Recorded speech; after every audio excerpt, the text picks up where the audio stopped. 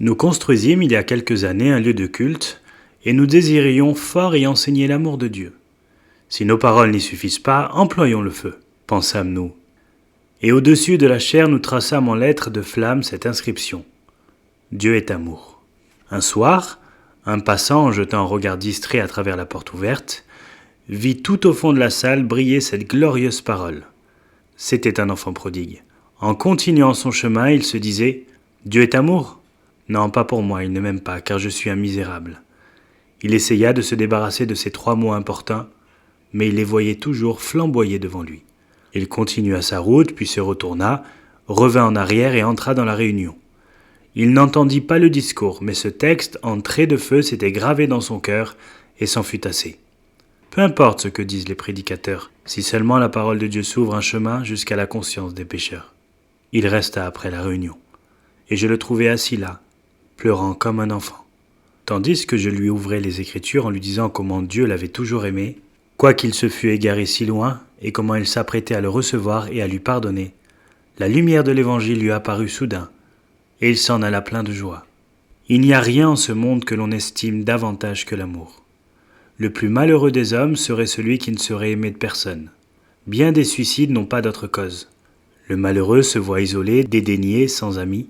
Cela suffit. Il préfère mourir que de vivre aussi plus longtemps. Il n'y a pas dans toute la Bible une seule vérité qui doive agir sur nous avec plus de puissance et de tendresse que la doctrine de l'amour de Dieu. Il n'y en a pas non plus que Satan s'efforce davantage de nous faire ignorer. Depuis plus de 6000 ans, tous ces efforts tendent à persuader les hommes que Dieu ne les aime pas. Il a réussi avec nos premiers parents, il réussit trop souvent avec leurs descendants. L'idée que Dieu ne nous aime pas naît d'une fausse éducation. Les mères se trompent en disant à leurs enfants que Dieu ne les aime que quand ils sont sages. Cela n'est pas enseigné dans l'Écriture. Vous ne dites pas à vos enfants que vous les détestez quand ils font le mal. Leur faute ne change pas votre amour en haine. S'il en était ainsi, vous les haïriez plus que vous ne les aimeriez. Vous ne rejetez pas votre enfant comme s'il ne vous appartenait plus à cause de quelque désobéissance, non. Il est toujours à vous, et vous l'aimez quand même. Si les hommes se sont perdus loin de Dieu, il ne s'ensuit pas que Dieu les haïsse. Il ne hait que le péché. Je crois que beaucoup de gens s'imaginent que Dieu ne les aime pas parce qu'ils le toisent à leur propre mesure et le réduisent à leur niveau. Nous aimons nos semblables tant qu'ils se montrent dignes de notre affection.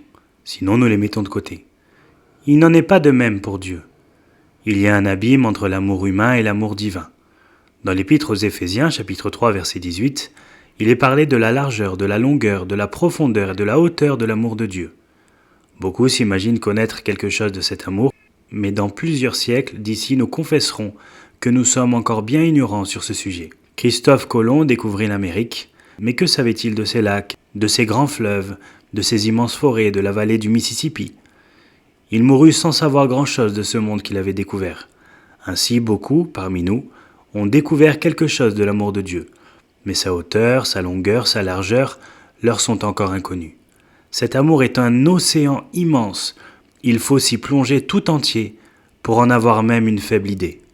On raconte que l'archevêque de Paris, attendant dans sa prison le moment d'être fusillé, vit dans sa cellule une fenêtre en forme de croix. Au sommet de la croix, il écrivit « hauteur », au bas « profondeur », et à l'extrémité de chaque bras « longueur ».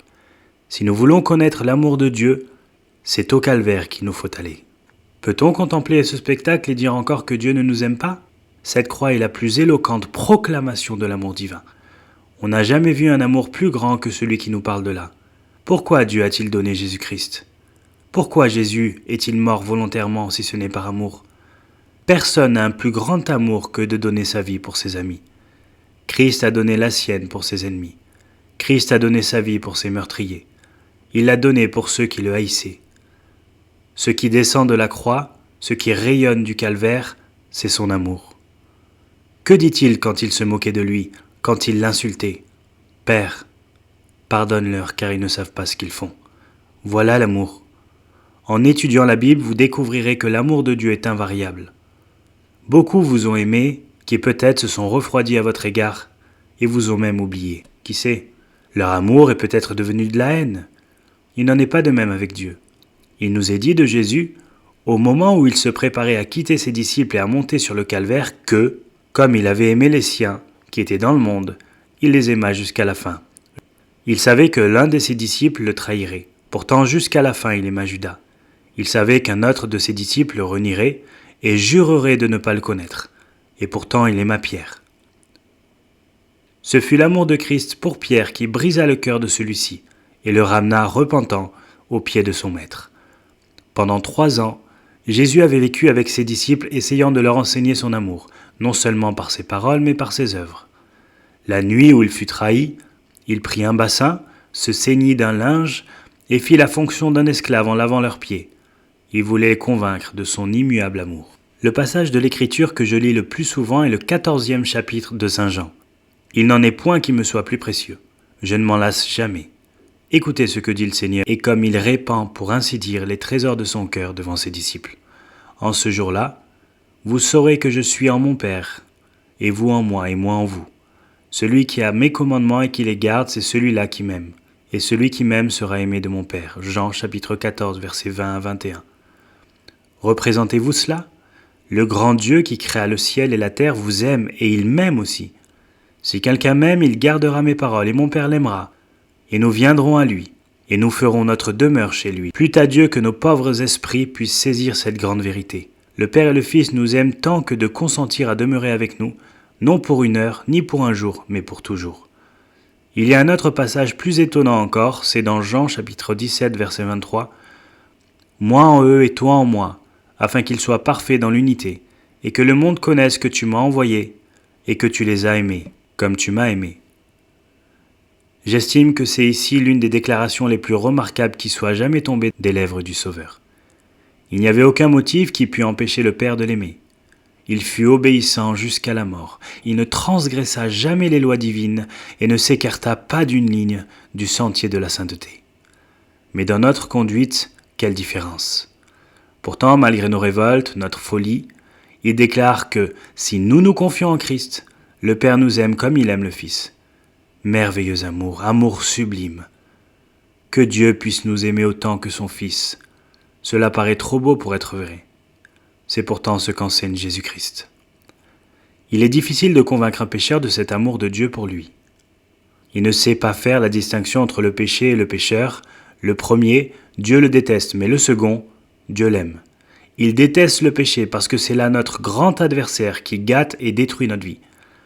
L'amour de Dieu est non seulement invariable, mais encore immuable. Dans Ésaïe, chapitre 49, versets 15 à 16, nous lisons « Une mère oublierait-elle l'enfant qu'elle allait et n'aurait-elle point compassion du fils de ses entrailles ? Quand même elle l'oublierait, je ne t'oublierai pas, moi. Voici, je t'ai gravé sur les paumes de mes mains. » L'amour le plus fort qui soit sur la terre, c'est certainement l'amour maternel. Bien des choses peuvent intervenir entre 2 époux et les séparer. Un père même peut tourner le dos à son enfant. Des frères et sœurs peuvent devenir étrangers et même hostiles les uns aux autres, mais l'amour d'une mère dure toujours. Dans la bonne et la mauvaise réputation, sous le mépris du monde qu'elle partage avec son fils, la mère continue à l'aimer. Elle espère toujours qu'il se repentira et reviendra au bon chemin. Elle se souvient des sourires du nourrisson, des éclats joyeux de sa voix enfantine. Elle ne peut croire que son enfant soit absolument perdu. La mort même ne peut éteindre l'amour d'une mère, il est plus fort que la mort. Voyez-la, veillant au chevet de son enfant malade, comme elle prendrait volontiers la maladie si elle pouvait l'ôter à son bien-aimé. Pendant des semaines entières, elle veillera seule, et si elle ne peut le guérir, du moins elle ne permettra à nul autre de le soigner. Mais laissez-moi vous dire que l'amour maternel lui-même ne peut donner une idée de la hauteur et de la profondeur de l'amour de Dieu. Jamais une mère n'a aimé son enfant comme Dieu nous aime, vous et moi. Pensez à l'amour qu'il lui a fallu pour donner son Fils au monde. Autrefois, j'exaltais Christ au-dessus du Père. Il me semblait que Dieu était un juge sévère et que Christ venait se placer entre lui et moi pour apaiser sa colère. Mais après que je fus devenu père, pendant plusieurs années, d'un fils unique, je pensais en regardant mon fils, au père qui voua le sien à la mort, et il me semblait alors qu'il avait fallu plus d'amour au père pour donner son fils qu'à celui-ci pour subir la mort. Dieu a tellement aimé le monde qu'il a donné son Fils unique, afin que quiconque croit en lui ne périsse point, mais qu'il ait la vie éternelle. Jean chapitre 3, verset 16. Je n'ai jamais pu prêcher sur ce texte. Je l'ai parfois essayé, mais il est si grand que je n'ai pu m'élever à sa hauteur. Je me contente de le citer et de passer outre. Qui jamais sondera la profondeur de cette parole ? Dieu a tellement aimé le monde. Paul demandait à connaître la profondeur, la largeur et la longueur de l'amour de Dieu, Mais c'est impossible. Il surpasse toute intelligence. Qu'est-ce qui ramena l'enfant prodigue? La pensée que son père l'aimait encore. Supposez que la nouvelle lui fût parvenue qu'il était rejeté, que son père ne se souciait plus de lui, serait-il revenu? Jamais. Chers amis, l'amour du Père doit nous ramener vers lui. La chute d'Adam servit à révéler l'amour de Dieu. Lorsqu'il eut péché, Dieu descendit moins encore pour le punir que pour préparer son salut. Si quelqu'un est perdu, ce ne sera pas parce que Dieu ne l'aime point, mais parce qu'il aura résisté à l'amour de Dieu. Qu'est-ce qui constituera la beauté du ciel? Les portes de perles, les rues pavées d'or? Non. Le ciel sera beau, parce que là nous verrons celui qui nous a tant aimés qu'il a donné son Fils unique, afin qu'il mourût pour nous. Qu'est-ce qui rend le chez-soi si attrayant? Est-ce le bel ameublement? Non. Malgré leurs meubles somptueux, certaines maisons ne sont que des sépulcres blanchis. Une mère était mourante, il fut nécessaire de lui ôter son enfant qui la troublait par son babil, ne pouvant comprendre la gravité de l'état dans lequel se trouvait sa mère. Chaque soir, la petite s'endormait dans les sanglots chez les voisins hospitaliers qui l'avaient recueillie. Elle voulait retourner chez sa mère.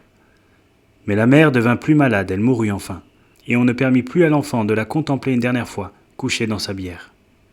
Après l'enterrement, l'enfant ramené chez elle courut dans une chambre criant « Maman, maman !» puis dans une autre, et ainsi dans toute la maison. Et quand la pauvre petite comprit que sa mère n'était plus là, elle pleura pour être ramenée chez les voisins. La maison pour elle, c'était sa mère. Le ciel pour nous, ce sera Christ. J'imagine que beaucoup se disent en eux-mêmes « Oui, sans doute, Dieu nous aime si nous l'aimons. Dieu aime ceux qui sont purs et saints. » Laissez-moi vous répondre, mes amis, que Dieu aime non seulement les saints, mais encore les méchants. Dieu a fait éclater son amour envers nous en ce que lorsque nous n'étions que pécheurs, Christ est mort pour nous. Romains chapitre 5, verset 8. Dieu l'a envoyé pour mourir à cause des péchés commis par le monde entier. Vous appartenez au monde. Vous avez donc part à cet amour qui a été manifesté dans la croix du Christ. Remarquez ce passage de l'Apocalypse, auquel je pense souvent. Celui qui nous a aimés nous a lavés dans son sang. Il semble que Dieu aurait dû nous laver d'abord et nous aimer ensuite. Mais non, c'est l'amour qui est le premier. Il y a 8 ans, il y eut en Amérique une grosse émotion au sujet d'un enfant, Charlie Ross, qui avait été volé. 2 hommes montés dans un cabriolet, passant un jour auprès de l'enfant et de son frère aîné, leur avaient demandé s'ils voulaient venir avec eux pour avoir du sucre candy. L'aîné refusa, mais le plus jeune partit dans leur voiture. Depuis ce temps, on a fouillé chaque État, chaque territoire de l'Amérique. Des agents ont parcouru la France, la Grande-Bretagne et l'Allemagne dans cette vaine recherche. La mère n'a pas perdu courage, elle espère encore revoir son cher Charlie. Je ne me souviens pas d'avoir vu une telle émotion en Amérique, si ce n'est celle que produisit l'assassinat du président Garfield. Eh bien, supposez que la mère de Charlie Ross soit présente dans cette réunion et tandis que l'orateur parle, qu'elle aperçoive dans l'auditoire son fils, son pauvre enfant perdu. Supposez qu'elle le retrouve pauvre, sale, en haillons, sans souliers, sans habits, que fera-t-elle? Attendra-t-elle pour le reconnaître qu'il soit lavé et vêtu décemment? Non, elle s'élancera de l'estrade, courra vers lui et le prendra dans ses bras. Après seulement, elle s'occupera de le rendre présentable. Il en est de même de Dieu. Il nous a aimés et nous a lavés. Mais j'entends quelqu'un objecter. Si Dieu m'aime, pourquoi ne me rend-il pas bon? Dieu veut des fils et des filles, non des machines ou des esclaves. Il pourrait briser nos cœurs rebelles, mais il préfère nous attirer vers lui par les cordeaux de son amour. Peut-être quelqu'un demande-t-il « Comment puis-je aller à lui? Comment vous iriez à votre mère? Avez-vous offensé votre mère? Lui avez-vous fait du tort ?» Aussitôt, vous allez vers elle et vous dites « Mère, pardonne-moi. » Traitez Christ de la même manière. Allez à lui aujourd'hui en confessant que vous ne l'avez pas aimé, que vous ne l'avez pas traité comme vous le deviez. Confessez vos péchés, et vous verrez à quelle promptitude il vous pardonnera. Je me souviens de l'histoire d'un jeune soldat qui avait été jugé par une cour martiale et condamné à mort. Le cœur du père et de la mère fut brisé à cette nouvelle. Ils avaient une petite fille.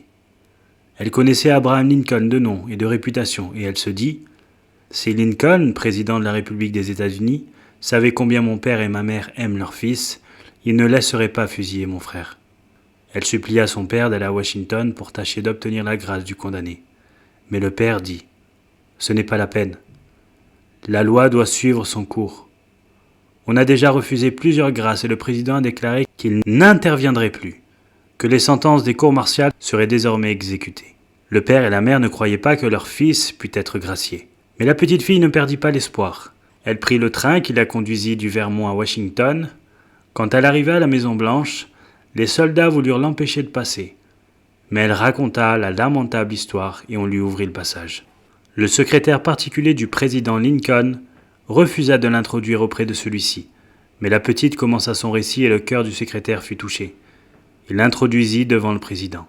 Quand elle entra dans le cabinet de Lincoln, il y avait là des sénateurs, des généraux, des gouverneurs, des hommes politiques, tous occupés des grandes affaires du moment. L'enfant n'osait avancer, mais le président la vit debout près de la porte. « Que veux-tu » lui demanda-t-il, et l'enfant raconta son histoire, dans son simple langage.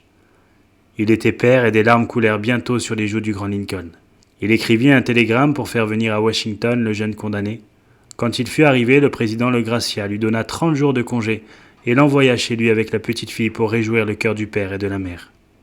Voulez-vous savoir comment aller à Christ ? Exactement comme cet enfant alla auprès de Lincoln. Peut-être avez-vous un triste récit à faire ? Racontez tout, ne gardez rien sur la conscience. Si Lincoln eut pitié de la petite fille, écouta sa requête et l'exauça, croyez-vous que le Seigneur Jésus n'écoutera pas votre prière ? Croyez-vous qu'Abraham Lincoln ou tout autre homme ici-bas ait jamais eu autant de compassion que Christ ? Il est miséricordieux quand tous sont lassés de l'être. Il a pitié de ceux que tous jugent indignes de pitié. Allez à lui confessant vos péchés, et il vous sauvera.